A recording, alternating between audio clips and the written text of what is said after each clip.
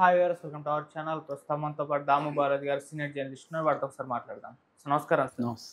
Sir, కూటమి ఎమ్మెల్యేల పైన ఒక సర్వే నిర్వహించారని, ఆ సర్వేలో 70% వీళ్ళపైన వ్యతిరేకత ఉందని చెప్పేసి వచ్చినట్టుగా కూడా చెప్తున్నారు సార్. మరి ఏంటి ఆ సర్వే, ఎవరు నిర్వహించారు, ఇంతగా సర్వే ఏం చెప్తుంది? మామూలుగా ప్రతి పొలిటికల్ పార్టీ కూడా అధికారంలో ఉన్నప్పుడు తన ఎమ్మెల్యేలు ఎంపీల పని విధానం ఎలా ఉంది అనేది సర్వే చేస్తారు. ఆ సర్వే ఆధారంగా ర్యాంకులు కూడా ఇస్తూ ఉంటారు. ఎందుకంటే వ్యతిరేకత ఎప్పుడైనా కూడా పై స్థాయిలో ప్రభుత్వం ఎన్ని మంచి పనులు చేసినా కింది స్థాయిలో ఎమ్మెల్యేలు జిల్లా నాయకులు వీళ్ళు బాగలేకపోతే వ్యతిరేకత తీవ్రంగా వస్తుంది. జగన్కి కూడా అది జరిగింది. జగన్ కూడా సర్వేలు చేయించుకున్నాడు, 1కి 3 సార్లు సర్వే చేయించుకున్నాడు, చాలామందిని హెచ్చరించాడు.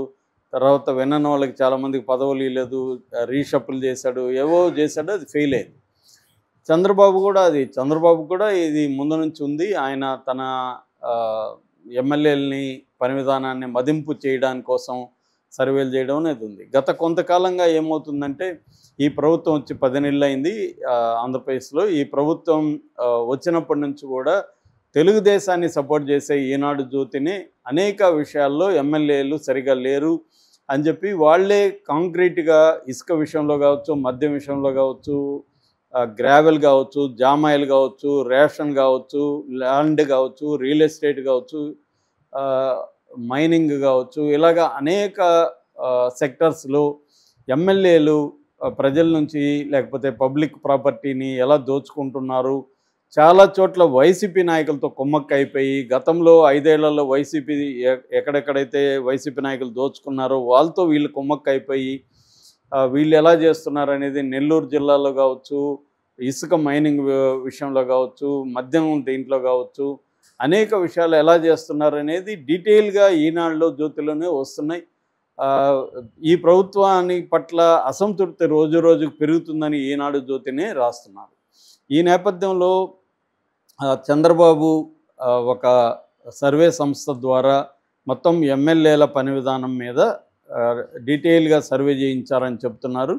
ఇది కొంతమంది ఐఐటి నిపుణులు ఈ సర్వేలో పాల్గొన్నారు, చాలా సిస్టమేటిక్గా చేశారని చెప్తున్నారు. ఇందులో మొత్తం 164 మంది, కూటమికి సంబంధించిన 164 మంది ఎమ్మెల్యేల మీద సర్వే చేస్తే అందులో 71 మంది ఎమ్మెల్యేల మీద 70% వ్యతిరేకత ప్రజల్లో ఉందనేది ఒక షాకింగ్ నివేదిక చంద్రబాబుకు అందినని ఒక వార్త వైరల్ అవుతుంది. ఇది ఎంత అఫీషియల్గా నిజమా కాదో తెలియదు, కానీ తెలుగుదేశం వాళ్ళు కూడా కొంతమంది పోస్టులు పెడుతున్నారు ఎమ్మెల్యేల మీద వ్యతిరేకత అని.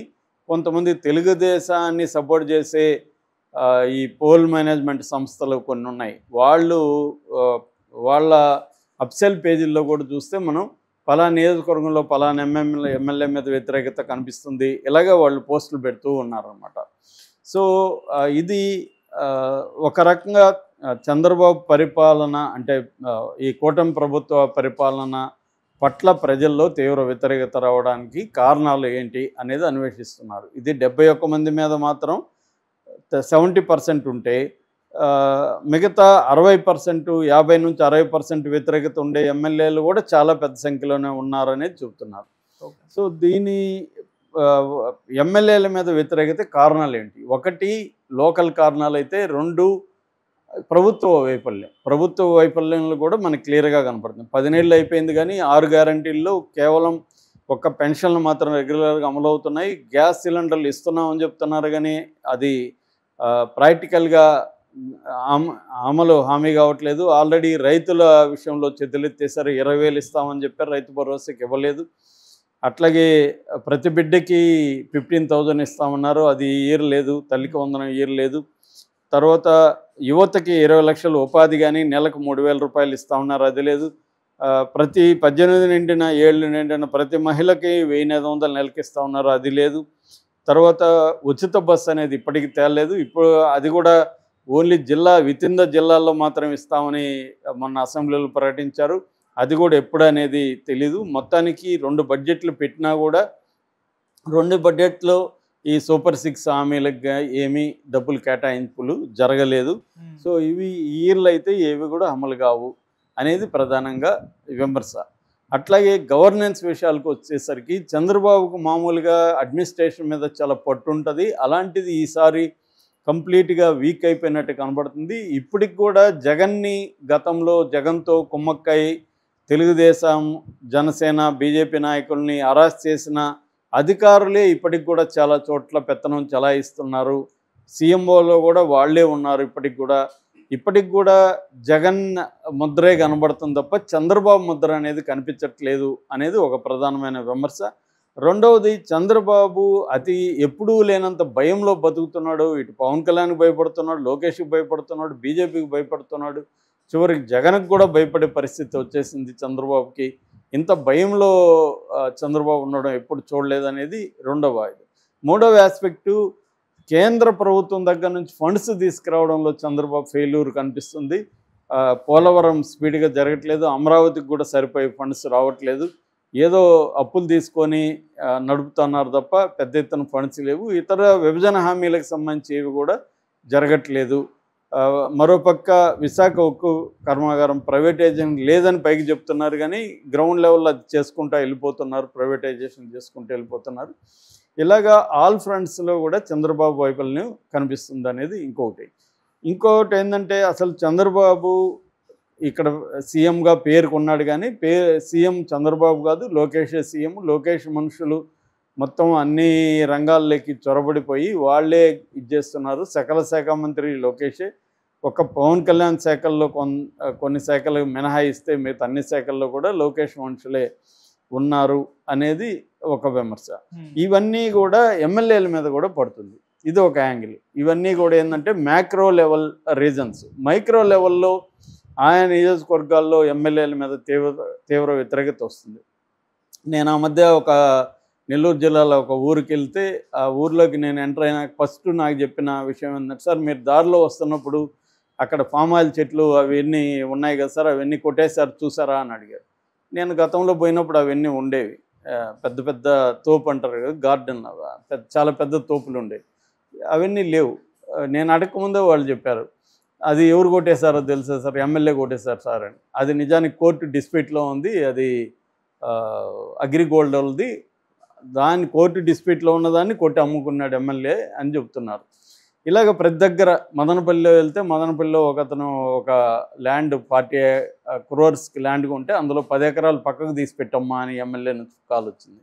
అతను చంద్రబాబు, లోకేష్ అందరి దగ్గరికి పోయారు, కానీ పని కాల. చివరికి అతను వేరే వాడికి అమ్ముకొని బయటపడ్డాడు. అట్లాగే అనంతపురంలో తెలుగుదేశం కేబుల్ డీలర్ని ఒక అతన్ని అక్కడ ఎమ్మెల్యే వేధించి, ఇతను చంద్రబాబు దగ్గర, మినిస్టర్ల దగ్గర, లోకేష్ దగ్గరికి వెళ్ళినా కూడా అతను వేధింపులు ఆగలేదు. చివరికి ఇక్కడ బీఆర్ఎస్ నాయకుల ద్వారా బెదిరింపులు చేసుకొని దాన్ని సెటిల్ చేసుకున్నారు. అంటే ఈ స్థాయిలో ఎమ్మెల్యేలు లోకేష్ చెప్పినా చంద్రబాబు చెప్పినా వినలేదంటే అర్థం ఏంటి? వాళ్ళు కూడా గట్టిగా చెప్పడం లేదు. ఎందుకు అన్నప్పుడు వినిపించే ఒక ఇదేంటంటే, వీళ్ళ దగ్గర 40 ఫండ్ 30 కోట్ల వరకు తీసుకున్నారు. సో దాని తర్వాత ఒక్కొక్క ఎమ్మెల్యే 100 కోట్ల వరకు ఖర్చు పెట్టాడు. సో 100 నుంచి 150 కోట్లు ఒక ఎమ్మెల్యే ఖర్చు పెట్టినప్పుడు ఈ 5 ఏళ్లలో డబ్బులు తినకుండా వాళ్ళు ఏం చేస్తారు? మరి ఆ డబ్బులు రికవర్ చేసుకోవాలి, ప్లస్ నెక్స్ట్ ఎన్నికలకి డబ్బులు రెడీ చేసుకోవాలి కదా. సో ఇది ఎప్పుడు ఒకవేళ ముందస్తు ఎన్నికలు వచ్చినా కూడా రావచ్చు. అందుకని వాళ్ళకి గట్టి పీరియడ్ 3-4 ఏళ్ళ కంటే ఎక్కువ లేదు. 3-4 ఏళ్లలో మ్యాక్సిమం డబ్బులు తినాలి. అందువల్ల ఏ రిసోర్స్ ఉంటే వాళ్ళు. నాకు మొన్న ఎవరో చెప్తున్నారు, సార్ మటన్ కొట్టు దగ్గర స్టార్ట్ చేసి ప్రతి దగ్గర డబ్బులు తింటున్నారని. సో ఎక్కడికి పోయినావు? ఆ మధ్య పుత్తూరుకి వెళ్తే పుత్తూరులో తెలుగుదేశం నాయకుడే చెప్తున్నాడు, మా ఎమ్మెల్యే రోజా కంటే ఎక్కువ తినేస్తుంది సార్ ఇక్కడ అని. సో ఇలాగా ప్రతి చోట ఇదే ఉంది. అంటే ఎమ్మెల్యేల పరిస్థితి ఏంటంటే, మనము ఈ 3-4 ఏళ్లలో మ్యాక్సిమం డబ్బులు సంపాదించడం ఎలా అన్న పరిస్థితిలో ఉన్నారు తప్ప, ప్రజలకి ఇక్కడ ఏం చేయగలం, డెవలప్మెంట్ ఏం చేయగలం, సంక్షేమం ఏం చేయగలం అనేది సెకండరీ అయిపోయింది. రెండోది 164 మంది ఉండడం వల్ల కూడా అందరినీ కంట్రోల్ చేయడంలో చంద్రబాబు ఫెయిల్యూర్ అవుతున్నాడు అన్న యాంగిల్ ఒకటి ఉంది.